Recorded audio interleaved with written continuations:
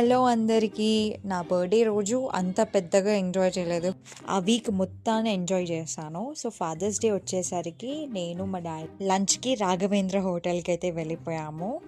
So, lunch కదా ఏం తింటాం బిర్యానీ ఇదంతా బికాజ్ మొన్ననే బర్త్‌డే అయ్యింది. మొన్ననే తిన్నాం కదా అని చెప్పేసి నేను టిఫిన్ సెక్షన్‌కి అయితే వెళ్ళాను.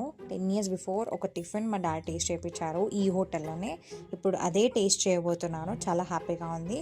అండ్ డాడీ విషయానికి వచ్చేసరికి వెజ్ దమ్ బిర్యానీ ఆర్డర్ చేశారు. చాలా బాగుంది టేస్ట్ విషయంలో. ఇంకా మనం మన ఆర్డర్ కోసం వెయిట్ చేస్తున్నాము.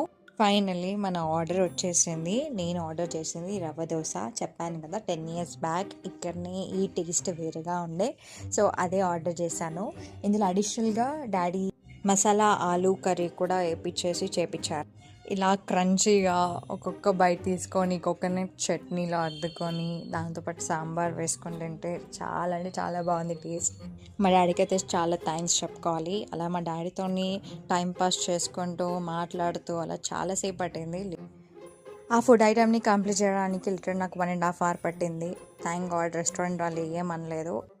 సో మేము ఈ రెస్టారెంట్కి వచ్చినప్పుడు ఉన్న కస్టమర్స్ అస్సలు లేకుండే. సో ఇక ఫటాఫట్స్ కంప్లీట్ చేసేసి రెస్టారెంట్ని వెకేట్ చేసేసి ఇంటికి స్టార్ట్ అయిపోయాము.